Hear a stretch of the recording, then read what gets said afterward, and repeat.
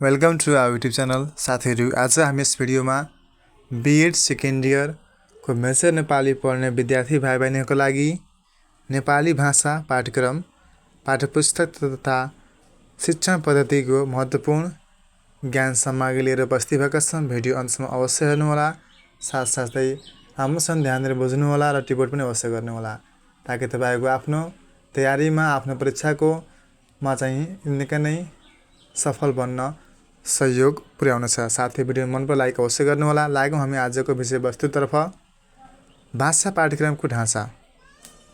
है साथीहरू, मेजर नेपाली अन्तर्गत नेपाली भाषा पाठ्यक्रम पाठ्यपुस्तक तथा शिक्षण पद्धतिको चाहिँ हाम्रो युनिट 2 को चाहिँ रहेको छ भाषा पाठ्यक्रम सम्बन्धी। है, भाषा पाठ्यक्रमको पहिला हामी ढाँचा सम्बन्धी बुझौँ।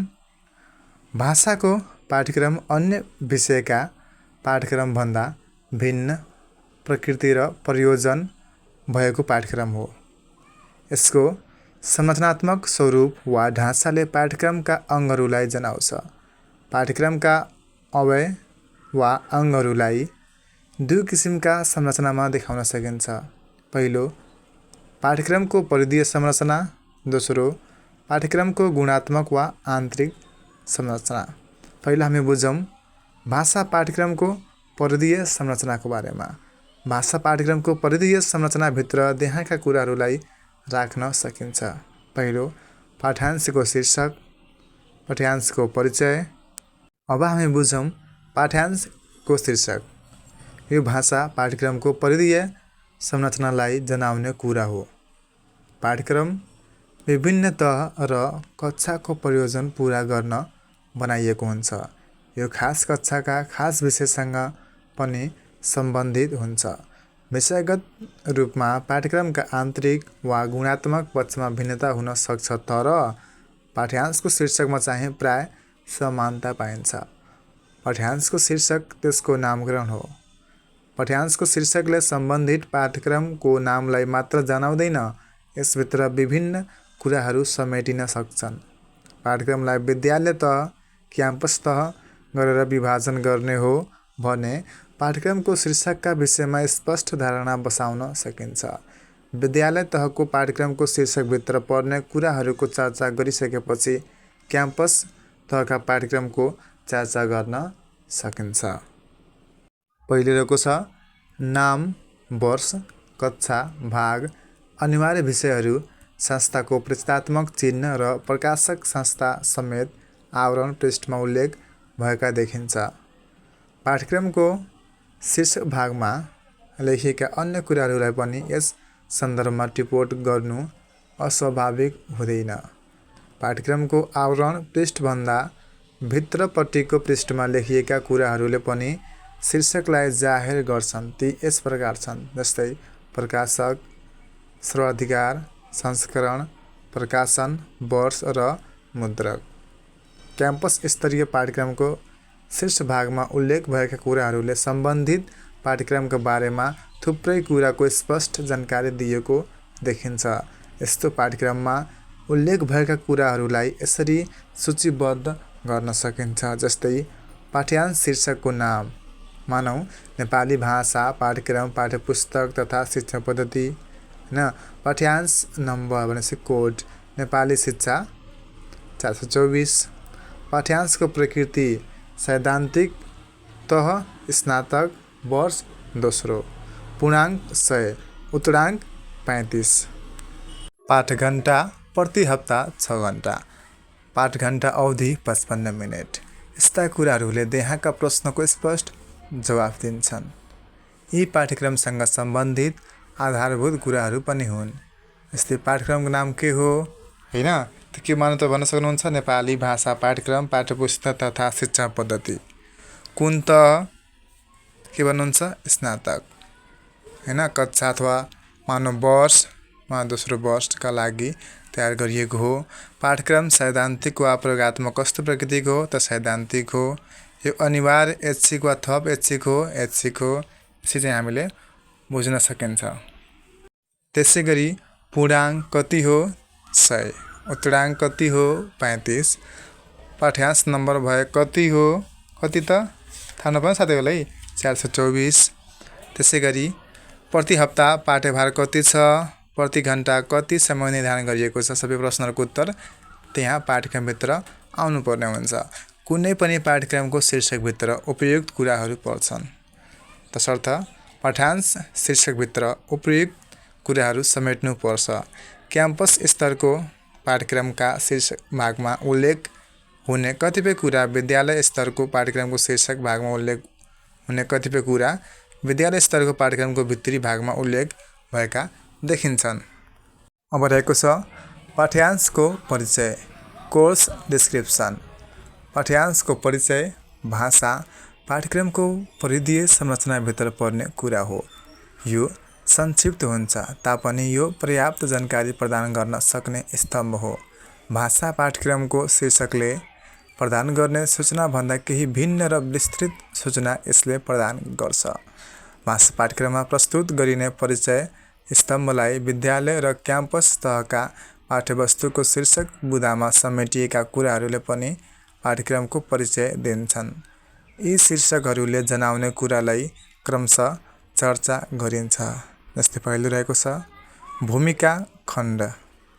यसमा शिक्षालाई कस्तो रूपमा लिने हो, कस्तो नागरिक उत्पादन गर्ने हो, कस्तो उद्देश्य परिपूर्ति गर्ने हो, पाठ्यक्रमको परिमार्जन र सुधारको औचित्य के हो, कसको भूमिका पाठ्यक्रम परिमार्जनमा रहन्छ, रचनात्मक सुझावको अपेक्षा छ छैन जस्ता कुराहरू उल्लेख हुन्छन् भने यस खण्डमा विद्यमान राजनीतिक सामाजिक परिवर्तन र आयोगहरूले बुझाएका सुझाएका कुरालाई पुष्टाइ गर्ने प्रयास पनि गरिएको हुन्छ।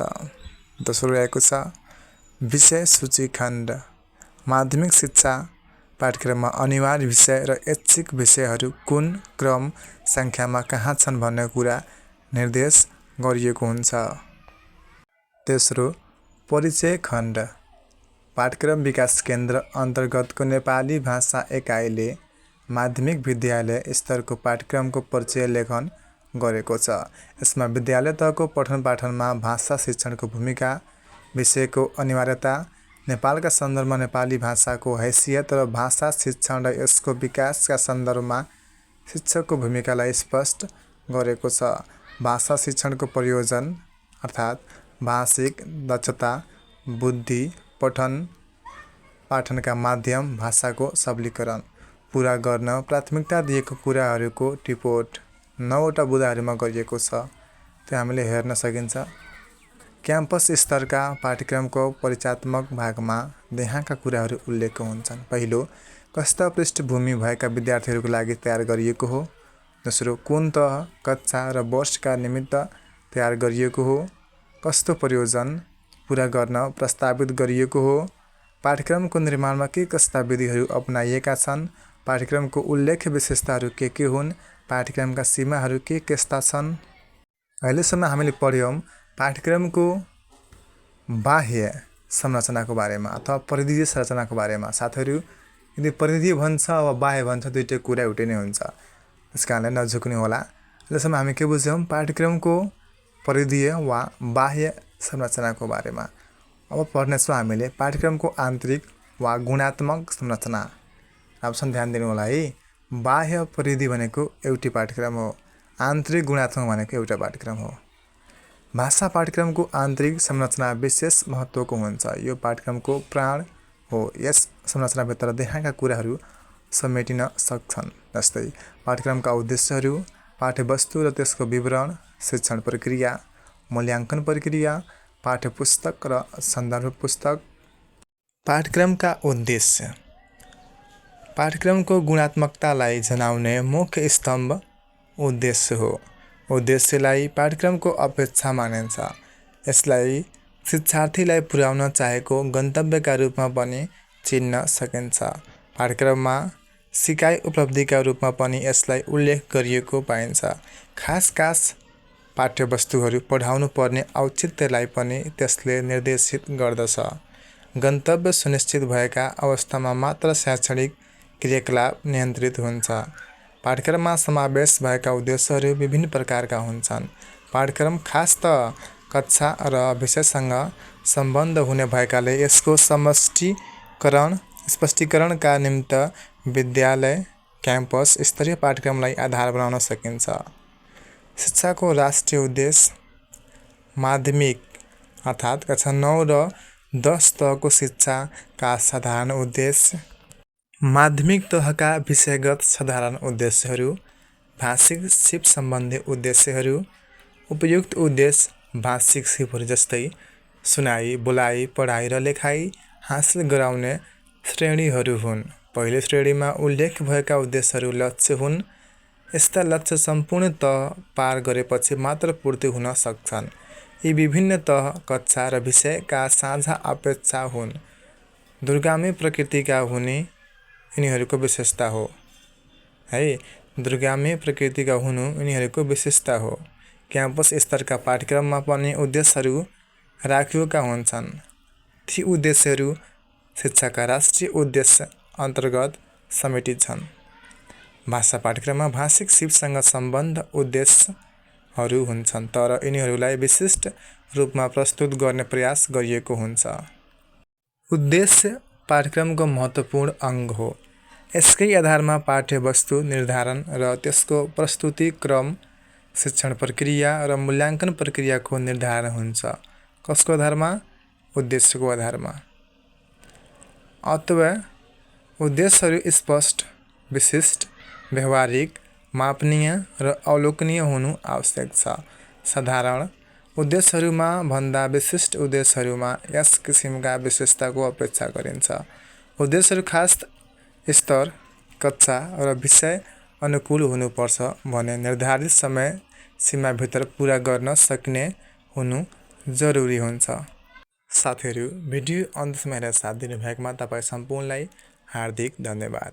आजको भिडियो कस्तो लाग्यो आफ्नो जिज्ञासा अवश्य कमेन्ट गर्नुहोला। साथै अन्य कुनै शीर्षकमा भिडियो आवश्यक रहे कमेन्ट गर्नुहोला। हामी चाँडै तपाईँको अनुसार भिडियो लिएर आउनेछौँ।